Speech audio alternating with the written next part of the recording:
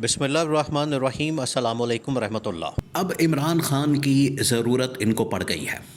ऐसे मौके पर जब नून लीग की जानिब से सियासत की गई, नून लीग की जानिब से इस तैनाती के ऊपर दो नंबरी की गई है और इसके ऊपर भी डील करने की, नेगोशिएट करके बार्गेन करने की कोशिश की जा रही है, तो जो आखिरी ऑप्शन बचता है इस वक्त इस्टेब्लिशमेंट के पास, वो बचता है इमरान खान का।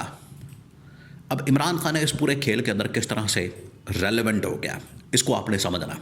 सीन बड़ा इस वक्त दिलचस्प हो चुका है पाकिस्तान के अंदर, बहुत दिलचस्प, क्योंकि यहाँ पर अब जो हर डेवलपमेंट हो रही है, हर जो चीज़ हो रही है, छोटा सा छोटा जो इवेंट हो रहा है, और यहाँ पर कोई भी ये वाक़या हो रहा है और डायरेक्टली लिंक है इस वक्त आर्मी चीफ की तैनाती या सीडीएफ की तैनाती, बल्कि सीडीएफ से बढ़कर मामला देखें, सीडीएफ की तैनाती का नहीं है, 5 बड़ी तैनातियों का मामला है, 5।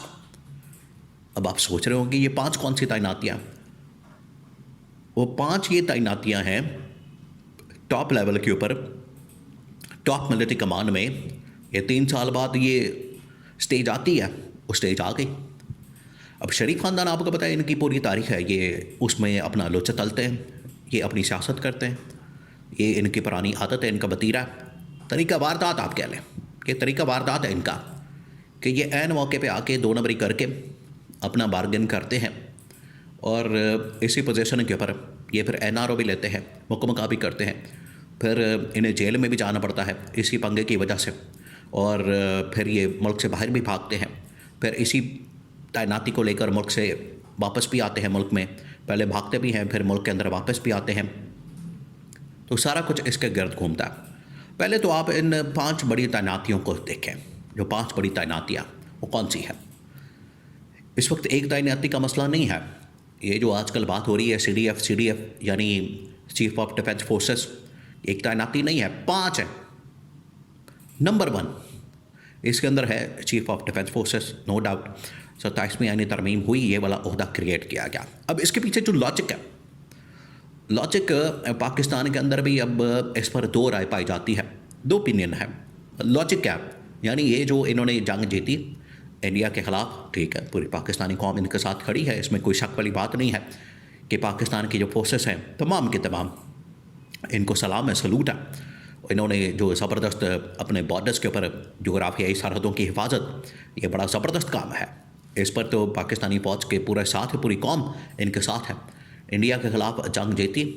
अब उसके बाद की जो सिचुएशन पैदा हुई, मसला उधर है कि एयरफोर्स ने जंग लड़ी, क्रेडिट किसी और को मिल गया, आलमी सतह के ऊपर बल्ले बल्ले किसी और की हो गई, ये एक इशू आ गया। नंबर इसके अंदर किसी और ने बना लिया और कारकर्दगी किसी और ने दिखाई। तो ये जो मामला था, इसके ऊपर ओपिनियन पाए जाते हैं 2। अब इसमें एक जो तैनाती बड़ी, वो है सीडीएफ की, चीफ ऑफ डिफेंस फोर्सेस की 27वीं आईनी तरमीम, क्योंकि ये नवासना था और ये फैसला हो गया था कि ये जो जंग जीती है तो उसके बाद हमने नवासना, तो चीफ ऑफ डिफेंस फोर्सेस का ओहदा क्रिएट करके, और लॉजिक ये दी गई क्योंकि अब रिक्वायरमेंट्स बदल चुकी हैं, अब जो इस वक्त हालात व वाक़यात हैं बदल चुके हैं, मामलात बदल चुके हैं। अब आपने क्या करना है कि हर जो इस वक्त फोर्सेस की अहम तरीन जो कमांड है, उसको एक प्लेटफॉर्म के ऊपर लाना, एक फोरम के ऊपर लाना, और वहाँ से आपने कोऑर्डिनेशन करनी है। और आगे अब मुस्तकबिल के अंदर, इस जंग के बाद मुस्तकबिल के अंदर कोई भी अगर थ्रेट आती है, जंग आती है पाकिस्तान के ऊपर, कोई मसलत की जाती है, तो तमाम के तमाम जो फोर्सेस हैं वो एक प्लेटफॉर्म के ऊपर इकट्ठे होके उस जंग का, उस थ्रेट का जवाब दें। ये था मकसद सीडीएफ का ओहदा क्रिएट करने का। अब सीडीएफ बन गया, उसके बाद फिर आर्मी चीफ। नंबर 2 कौन बनेगा? Army chief. एक तो ये सीडीएफ के ऊपर मसला ये बना कि सीडीएफ चले, इसके ऊपर अब जो नून लीग बात कर रही है कि इस मरतबा तो हम जनरल आसिम को लगा देते हैं, ठीक है, लेकिन ये हमेशा के लिए ये मसला इस तरह से नहीं चलेगा, हमेशा के लिए ये मामला ऐसा नहीं होगा। इस बार तो आर्मी चीफ को लगा दिया, लेकिन इसको रखना है हमने रोटेशन के ऊपर, कि एयरफोर्स से बंदा भी लिया जा सकता है, नेवी से बंदा भी लिया जा सकता है। स्ट्रेटेजिक जो कमांड है जो कि एटम बम को डील करती है उसका सरबरा भी लिया जा सकता है। इसके ऊपर ये बन गई बोन ऑफ कंटेंशन, यानी ये एक तनाज़े की वजह बन गई कि आर्मी से हर दफ़ा बंदा आएगा या फिर रोटेशन पे रखना। अब जो सिविल गवर्नमेंट का इस वक्त कहना है वो कहते हैं कि रोटेशन में होना चाहिए, ये फटा पड़ गया। अब ये एक तैनाती। दूसरी जो बड़ी तैनाती वो है आर्मी चीफ की। आर्मी चीफ वही होगा जो CDF होगा या अलग होगा, इसके ऊपर भी अब फटा पड़ गया। तीसरी जो बड़ी तैनाती है वो डिप्टी आर्मी चीफ है। अगर तो ये आर्मी चीफ और CDF एक हो जाते हैं, यानी एक शख्स के पास ये दोनों ओहदे चले जाते हैं, वो एक ताकतवर तरीन ओहदा बन जाएगा, इसमें कोई शक वाली बात नहीं है। और आज के सिनारियो में अगर CDF भी जनरल आसिम, फिर उसके बाद आर्मी चीफ भी जनरल आसिम, फील्ड मार्शल भी जनरल आसिम, तो ये सिविल गवर्नमेंट को इस बात की फ़िक्र है कि इतनी ताकत के बाद हमारा क्या बनेगा। ये अपनी फ़िक्र इनकी अपनी जगह मौजूद है।